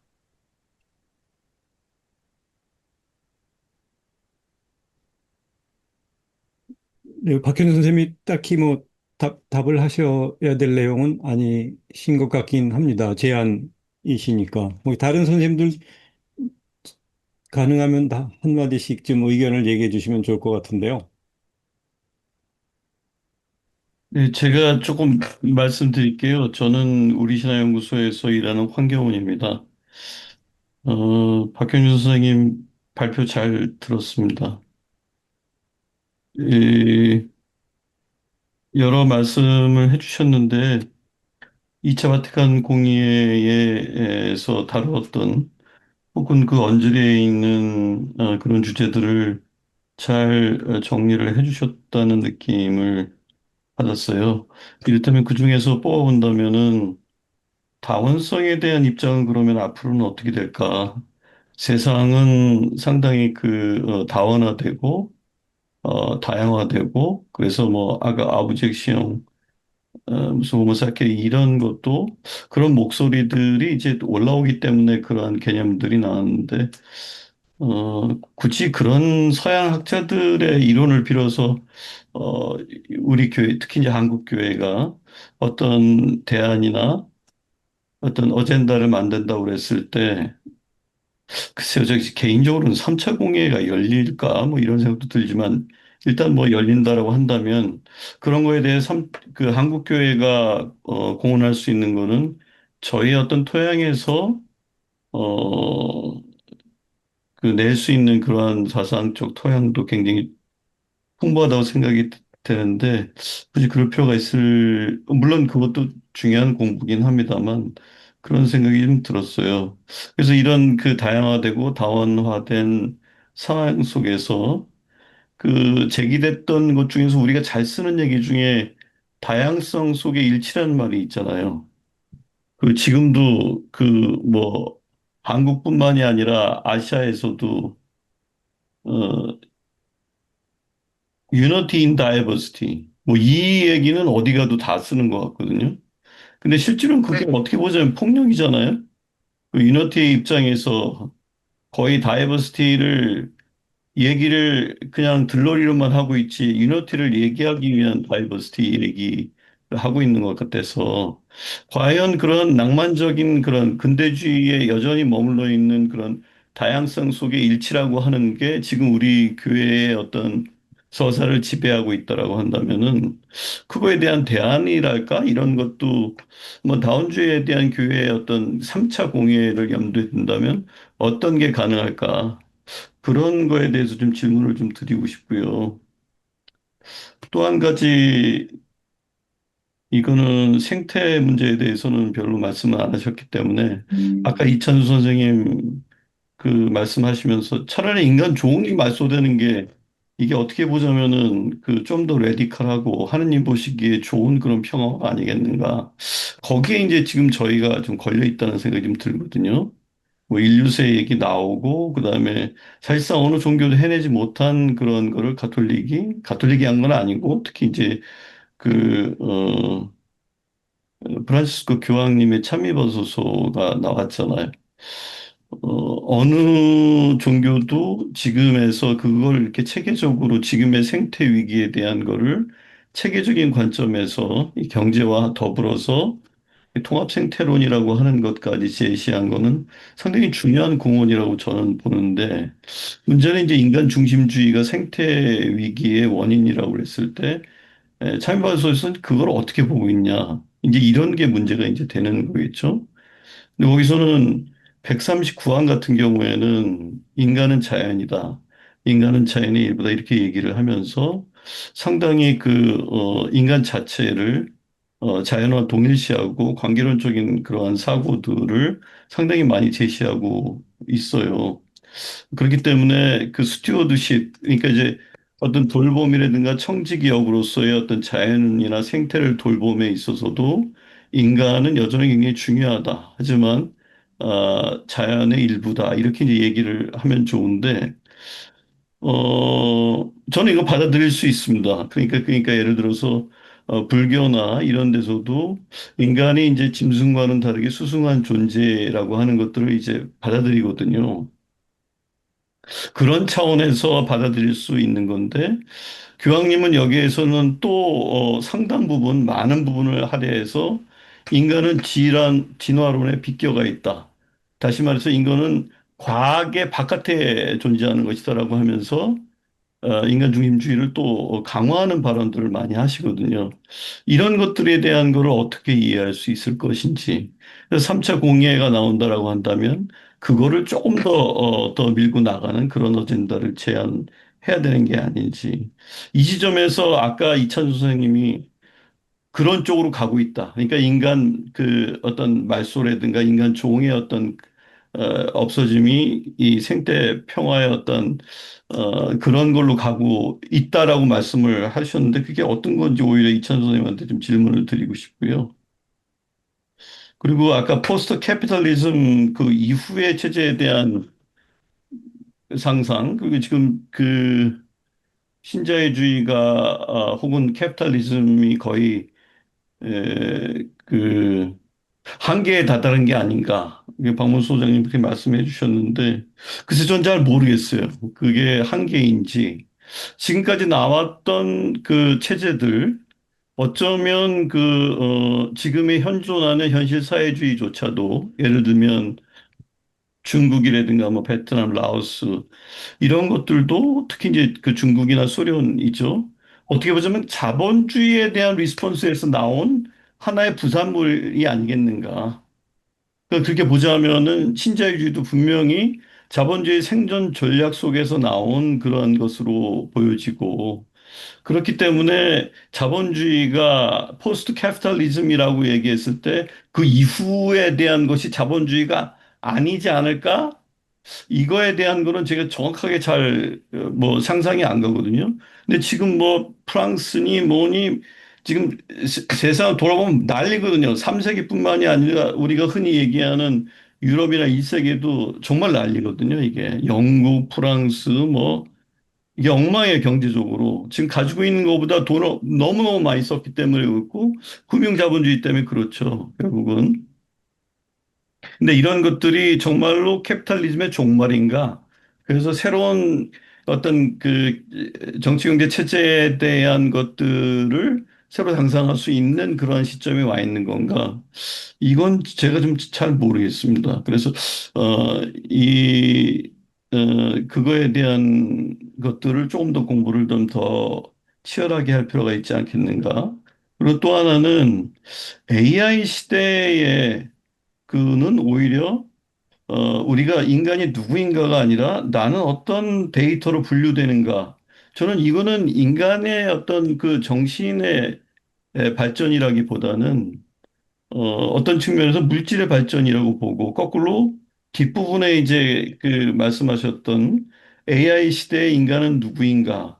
라고 하는 질문이 지금 시점에서 종교가 던져야 될 질문이라고 생각을 하고 저는 종교 인문학적으로 이건 깊은 고민을 해야 될 지금까지 제가 얘기했던 그런 모든 것들을 포함해서 가장 근본적인 그 질문들, 그다음에 그거에 대해서 답변을 내올 수 있는 것도 이러한 저희 같은 경우에는 이제 유교, 불교, 도교 이런 유불선과 샤머니즘 그다음에 민족 종교들 이런 자원들이 어마어마하게 많지 않습니까?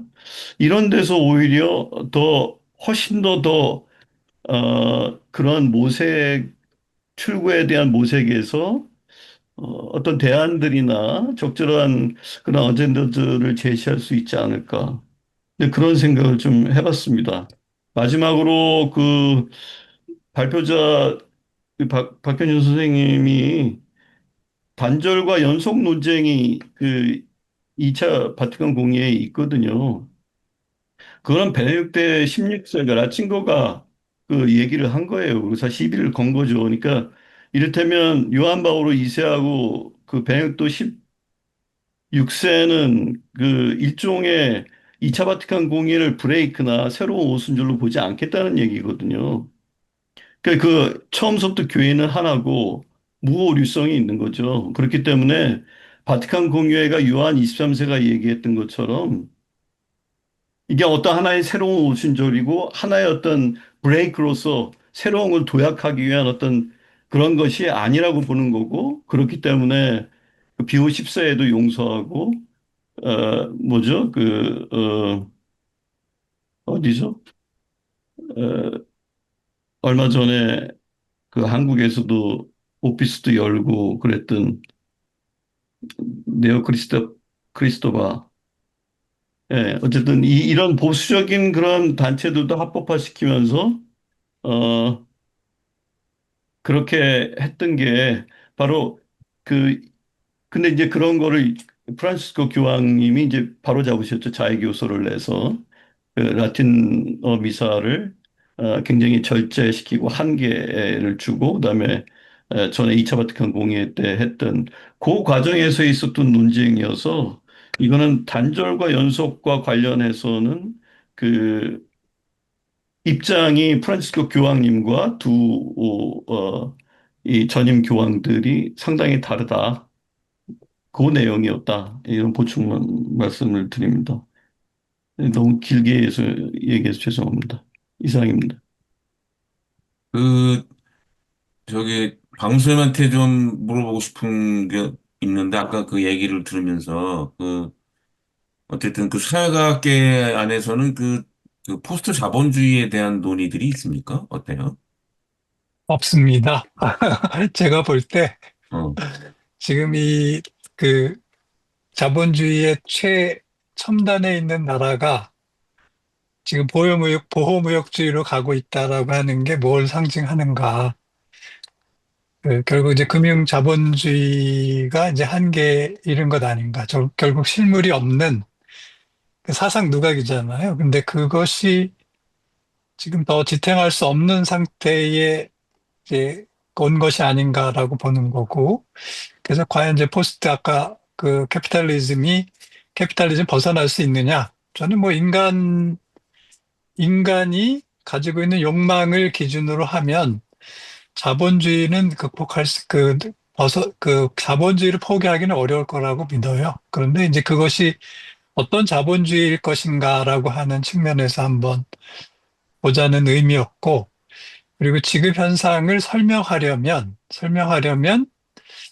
그 기존의 틀 가지고는 설명이 안 될 것 같아서, 그래서 이제 제가 임의로 이제 포스트가 이제 탈이라기보다는 후, 그 뒤라고 하는 그 의미로 제가 쓰려고 했고요. 그래서 지금 이제 저의 연구 주제는 그러면 이런 상태로 가게 될 때 이게 20세기 초반에 일어났던 그 전쟁, 세계대전으로 이렇게 이어지거든요. 그래서 그것과 유사성이 있지 않을까 싶어서 염려가 되기도 하고, 그래서 이게 과연 이제 그리로 갈까 아닐까에 대한 이제 궁금증 때문에 요즘 계속 고민을 하고 있어서, 그래서 말씀하시길래 한번 저의 생각에 일단을 말씀드려 본 것뿐입니다. 네, 혹시 이 오늘 발제에 대해서 다른 선생님들 뭐 짧게 짧게 코멘트 좀 해주시면, 더 향후 발전시키는 데 도움이 될 것 이차 같은데요. 선생님 제가 드렸던 질문에 답을 좀 해주시면 고맙겠습니다. 뭐였죠? 그 인간 멸종 그 얘기였나요? 그게 더 하느님이 보시기에 그 하느님의 평화가 아닌가 그 말씀하시면서 그쪽으로 가고 있다 이렇게 말씀을 네. 하셨거든요. 그게 어떤 말씀이신지 제가 잘 못 우리 알아들었어요. 지금 대부분 상상할 수 있는 내용들이라고 생각이 드는데요. 뭐 6차 대멸종 뭐 그런 책도 나오고 있긴 하지만 일단 기후위기 인간 중심성에 의해서 생물 다양성이 지금 급감하고 있고 하루도 뭐 셀수 없, 우리가 알 수 없는 미시 생물종들이 급감하고 있고 뭐 기후위기로 인한 원인이 되는 거기도 하고 그것이 역설적으로 인간에게 다시 영향을 주게 될 테고요. 인간의 지금 AI 얘기하셨지만 AI로 인한 AI는 결국 에너지를 필요로 하는데 지금 전 세계가 전기를 만들기 위해서 다시 또 원자력으로 가야 된다 어쩐다 뭐 이런 얘기도 하고 또 이 뭐죠 석유 화석연료도 계속 활용해야 된다고 하는 얘기를 하는데 그런 식으로 자원도 급감할 테고 기후위기는 더 심각해질 테고 AI 시대가 AI가 자체적으로 그 이른바 그 뭐죠 특이점을 넘어서 AI 스스로 진화할 거다. 인간이 제공하는 전기를 가지고 지금 AI가 돌아가는데 스스로 그 에너지를 생산할 거다. 가령 지금 원자력은 핵 분열 방식이지만 태양처럼 핵 융합 방식의 전기 에너지를 자체 만드는 방식으로 가면 인간은 이제 AI의 종속물이 되어가는 거죠. 그 지경쯤 되면. 그러니까 이런저런 정황들이 사실은 인간이 지구의 주인을 내세워서 모든 사물들을 수단화해 왔는데 실제로는 인간이 만든 문명의 정점에서 인간이 그 역설적으로 수단화되어 가고 있고 그러니까 인간의 주인이 바뀌어가고 있는 중인 거죠.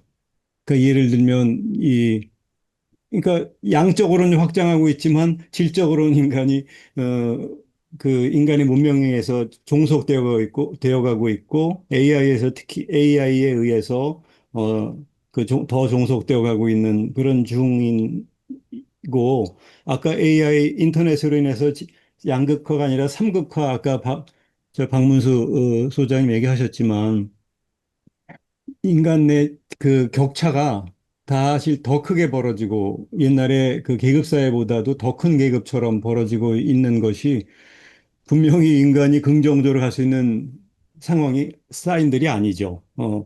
그래서 다만 기간의 문제인데 이 뭐 멸절이라는 게 몇백 년이냐 몇천 년이라는 것은 뭐 예단할 수 없는 문제겠습니다만 예, 인간에 대해서 기본적으로 대단히 네가티브한 사인인 것은 분명하다는 차원에서 말씀드린 거고요. 어, 네, 알겠습니다. 다른 다른 분들 혹시 짧게 더 코멘트 해주실 분들 해주시면 좋겠습니다.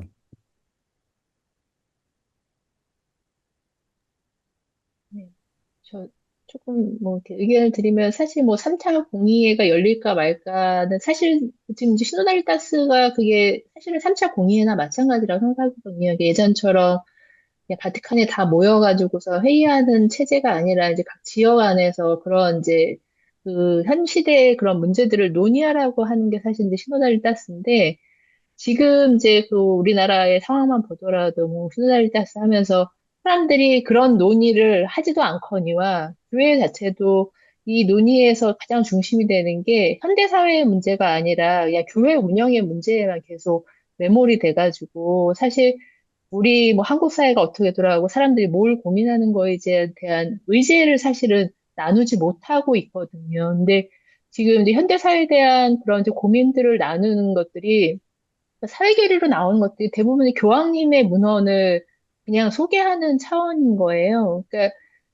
프란시스코 교황님은 그래도 이제 현대사회에 대해서 여러 가지 읽으려는 노력과 교황 문헌을 많이 내놓으셨으니까 그걸 가지고만 토론을 하더라도 그게 이제 그거 따라가기도 되게 버거웠지만 사실 지금 이제 레오 14세 교황님께서는 아직도 이제 교황 문헌 나온 게 하나도 없거니와 뭐 AI 문제에 대해서는 좀 관심이 있으신 걸로 알려졌지만 지금 이제 한국 사회에 살아가는 우리한테 우리가 의제로 삼을 수 있는 한국 사회 과제가 과연 무엇인가라고 생각하면 이제 저희가 사실은 그 논의를 그게 우리의 문제야 돼. 우리의 문제를 같이 나눠야 된다고 생각을 하거든요. 그러니까는 뭐 공의회가 열리면은 뭐 어떤 이제 거대한 담론들을 현대사회 문제를 다룰 것인가가 아니라 지금 우리의 문제가 무엇인가라고 생각을 해봤을 때 사실 오늘 짚어주신 문제들이 다 주요한 문제들이고 뭐 2차 바티칸 공의회 그 의제에서 계속 뭐 크게 벗어나지 않고 뭐 그냥 조금 연장선인 것 같다고 하셨지만은 조금 결이 다른 것 같아요. 그러니까 그 공의회에서 좀 중요하게 다뤘던 게 뭐 항상 뭐 이렇게 가정 공동체 뭐 이런 식으로부터 언급했었는데 오늘 제시하신 그 주제 중에서는 그런 거는 없었거든요. 그러니까 분명히 좀 달라진 시대적인 상황이라는 것들이 있는데 그 박현 선생님께 생각하시기에는 한국 사회에서 지금 가장 중요하게 우리가 다뤄야 될 어떤 사회적 의제라든지 우리 한국 교회가 고민해야 될 과제가 있다라는 뭐라고 생각하시는지 조금 그런 것들을 좀 질문 드리고 싶었습니다.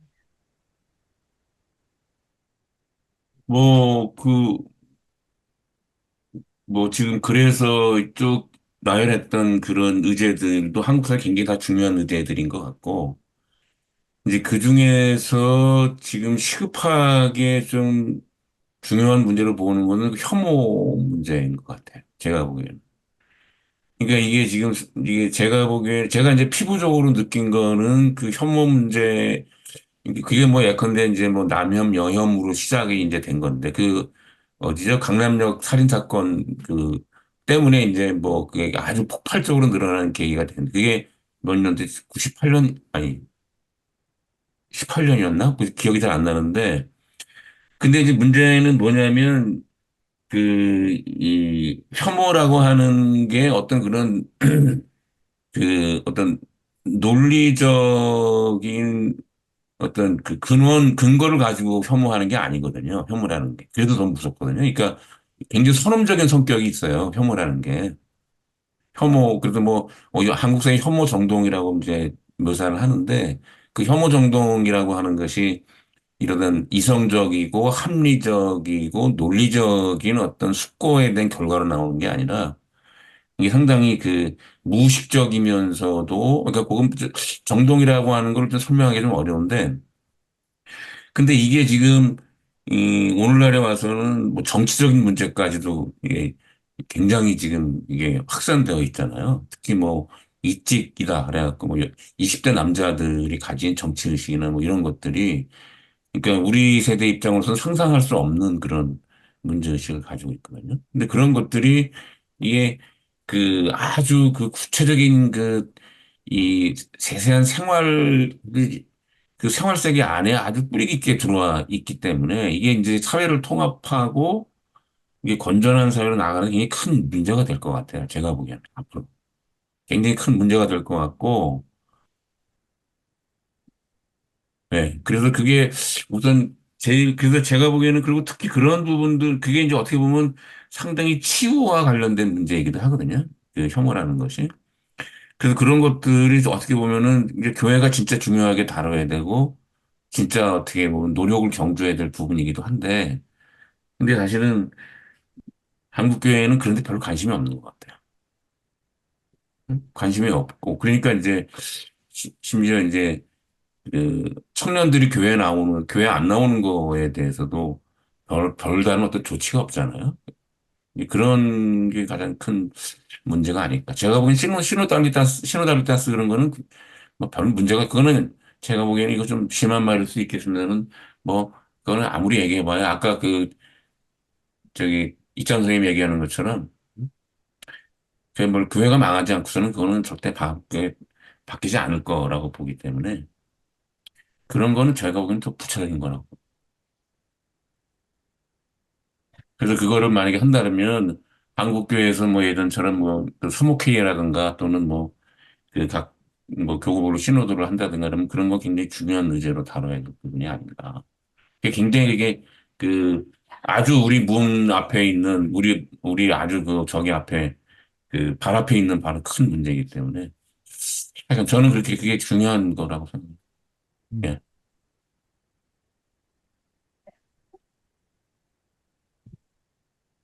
네, 시간이 아까 뭐 한 9시 정도까지 하면 좋겠다고 말씀드리긴 했는데 9시 지금 8분이긴 하네요.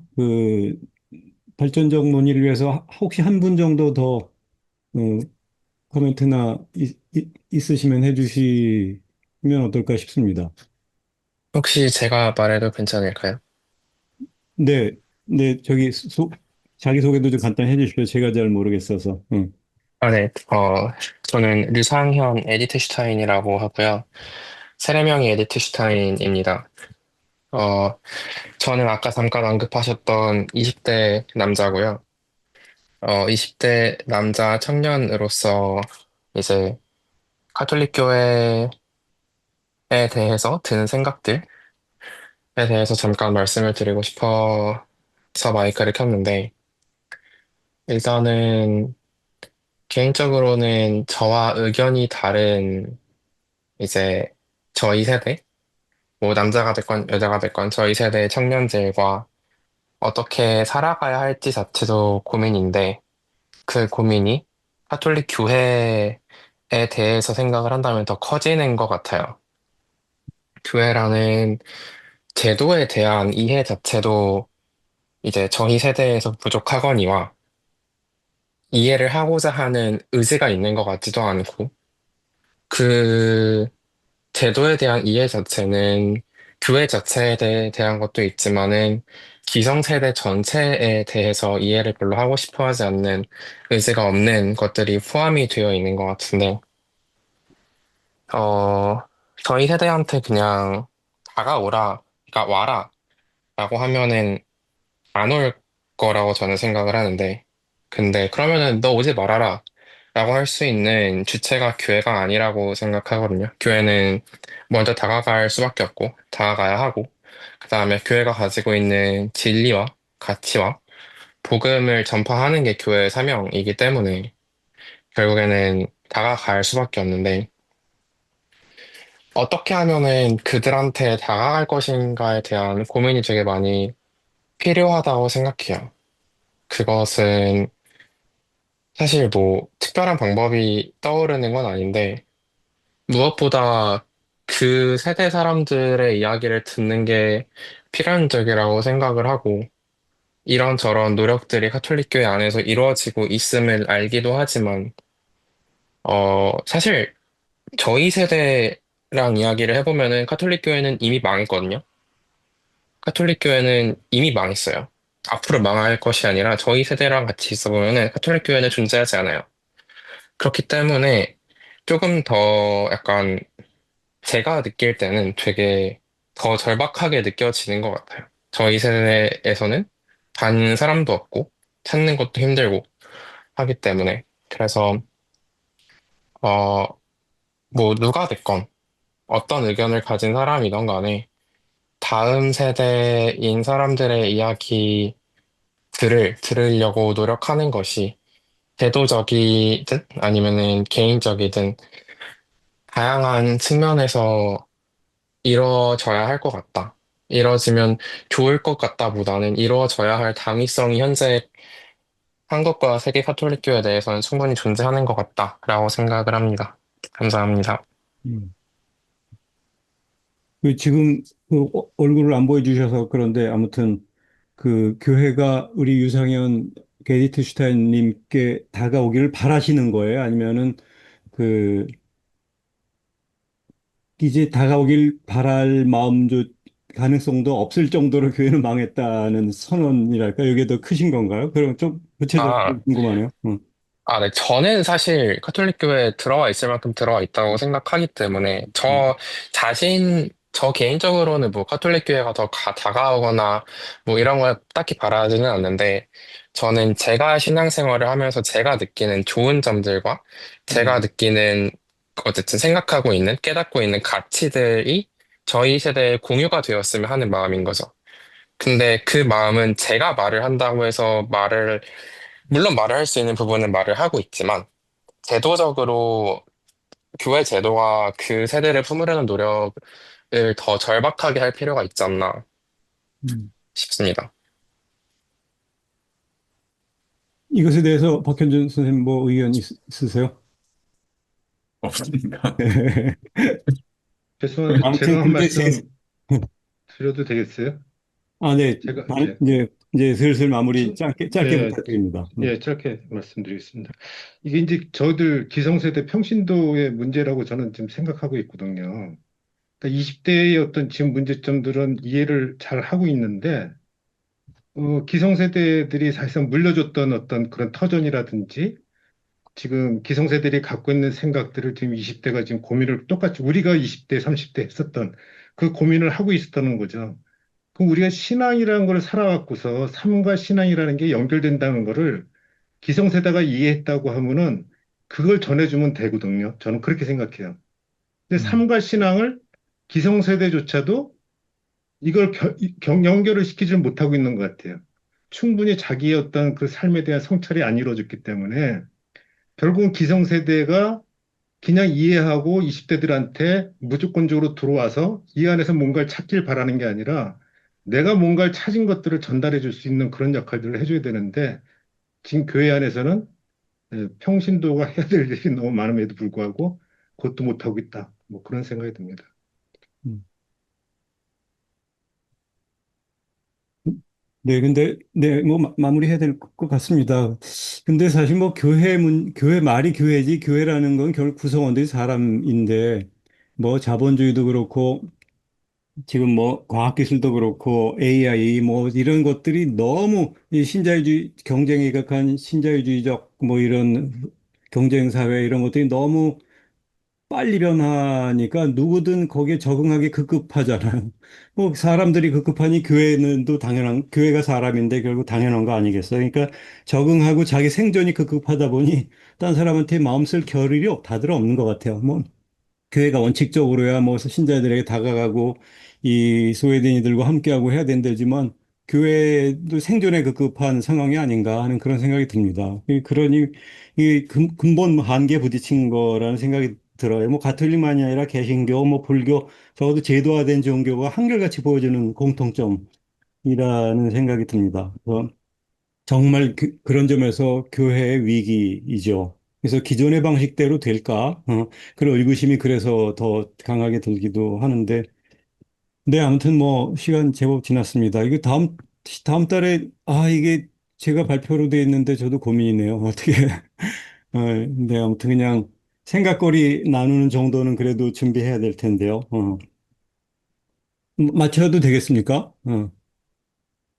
네, 오늘 전체적인 네, 그 2차 바티칸 공의의 상황을 그리고 대응하고 전개해야 될 의제들을 아주 잘 정리해 주셔서 박현준 선생님 감사드립니다. 어, 네, 감사합니다. 네. 그러면 다음 달에 뵙겠습니다. 네, 감사합니다. 네, 박찬 고생하셨습니다. 네, 의원님이요. 네, 네. 고맙습니다. 감사합니다. 수고하셨습니다. 네, 들어가세요.